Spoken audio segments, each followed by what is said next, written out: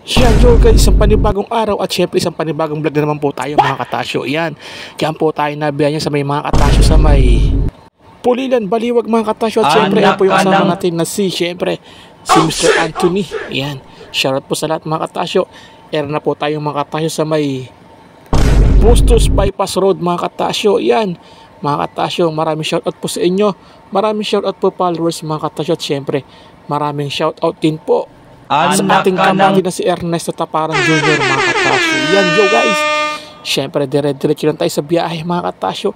At syempre nga mga katasyo, sinasabi ko nga sa inyo na mga katasyo dito sa may Pusos Bulacan mga katasyo medyo matraffic mga katasyo. Na-traffic po tayo ng mga katasyo. At syempre mga katasyo, pakikita ko po sa inyo mga katasyo kung ano ang nangyari, kung bakit nagta-traffic ngayon mga katasyo. Iyan yo guys, ayun pala, meron yatang tumirik na isang 10-wheeler truck dito pa mga katasyo sa may mapakalapit pa niya mga katasyo sa may overpass o yung mga katasyo yung tulay na bagong gawa dyan ng mga katasyo sa may Bus Bulacan. Yan, nag-cause siya ng traffic mga katasyo. Parang di ko malaman ng mga katasyo kung nasiraan ba siya o nagkasagian sila mga katasyo. Yan, syempre huwag tayong aalis sa linya mga katasyo, dire-diretso lang tayo dyan. At syempre nga mga katasyo, huwag tayong mainipin, ganyan po talaga. Yan mga katasyo, naispatak ko po yung truck ni Mami Ayan, yung taga San Miguel Bulacan mga katasyo na vlogger din. Ayan mga katasyo, ayan po yung mga truck nila, napaka-astig at napakaganda talaga.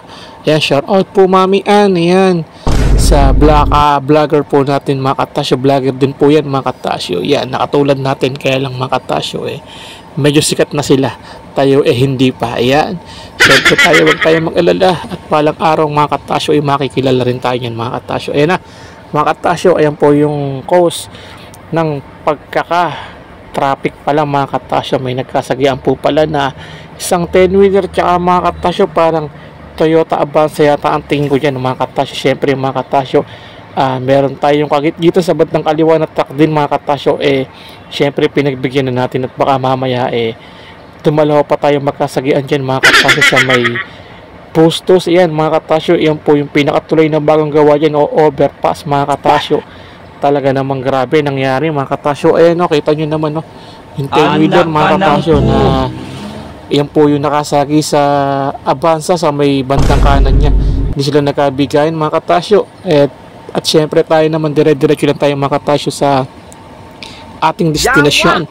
Ayan, papunta lang naman tayo ng planta niyan mga katasyo. Ayan, syempre fast forward mga guys. Ayan, napansin ko lang dito sa may, syempre sa may stoplight, medyo mga katasyo yung ating mga kaibigan na nakasingle, pwede naman silang magsama-sama sa isang pwesto.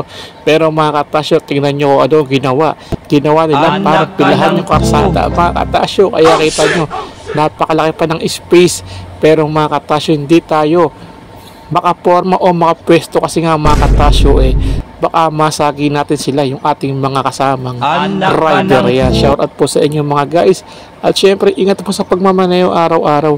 Ayan, katulad po natin na syempre araw-araw din yan sa karsada na syempre mga katasyo kinakailangan na iba yung pag-iingat. Syempre fast forward mga katasyo, ayan na, diretso na tayo sa ating pupuntahan sa planta ulit tayo yan mga katasyo.